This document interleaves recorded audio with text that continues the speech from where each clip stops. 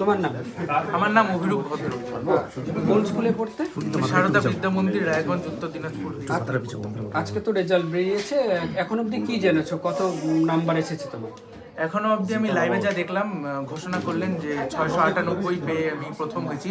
আর তারপরে আর দেখার সুযোগই হলো না, এত লোকজন আসলো। কতটা প্রত্যাশা ছিল, কতটা পূরণ হলো? পরীক্ষা দিয়ে আমি জানতাম যে ভালো হয়েছে, র্যাঙ্কের আসার মতোই হয়েছে পরীক্ষা, কিন্তু তাই যে প্রথম হব এটা কখনোই আশা করিনি, তাই আজকে বেশ ভালো লাগছে। আর মোটামুটি ফেভারিট সাবজেক্ট কি ছিল? ফেভারিট সাবজেক্ট আমার দুটো ছিল, একটা ফিজিক্যাল সায়েন্স আর একটা হিস্ট্রি।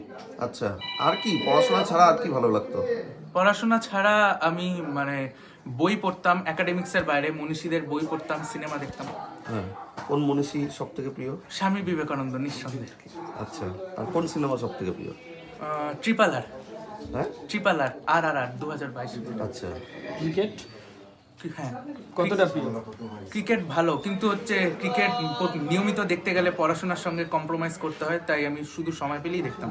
আর বিশ্বকাপ হলো যে কয়েকদিন আগে, সেটা দেখেছিলাম ফাইনাল। তোমার এই সাফল্যের পেছনে কার অবদান সবচেয়ে বেশি? আমার এই সাফল্যের পিছনে অবশ্যই আমার মায়ের অবদানই সবচেয়ে বেশি। কেন? কারণ কি, আমার মাই আমার একা হাতে সব দায়িত্ব পালন করেছে, এবং পড়াশোনা সম্পর্কিত আমার যাবতীয় যা যা প্রয়োজন সব মা নিজেই জোগাড় করেছে। কখনো আমাকে ভাবতে দেয়নি যে আমার মানে আমাকে অনুপ্রাণিত করেছে মানে। কতক্ষণ পড়তে, পড়াশোনা কিভাবে করতে? আমি ঘড়ির সময় বেঁধে পড়তাম না, আমি আগের দিন রাত্রে যা প্ল্যান করে রাখতাম, পরের দিন কোন টপিক পড়তে হবে, সেই টার্গেটটা পূরণ না হওয়া পর্যন্ত আমি পড়তাম নির্দিষ্ট। একেবারে রাজ্যে প্রথম, এই অনুভূতিটা কেমন? এই অনুভূতিটা সত্যি আশ্চর্যজনক, একটা শিহরণ অনুভূত হচ্ছে। মানে কখনোই আশা করিনি যে এত ভালো রেজাল্ট হতে পারে। স্কুলের ভূমিকার কেমন? স্কুলের ভূমিকা আমি আগে যেমন বললাম যে অনেকই ভালো ভূমিকা রয়েছে। স্কুল থেকে যে সমস্ত পদক্ষেপ গ্রহণ করা হয়েছিল তা আমাদের সকলকেই অনেক লাভবান করেছে। আগামী দিনে বড় হয়ে কি হতে চাও? বড় হয়ে আমি একজন সফটওয়্যার ইঞ্জিনিয়ার হতে চাইছি আপাতত, এবং সেই নিয়ে পড়াশোনা শুরু করেছি।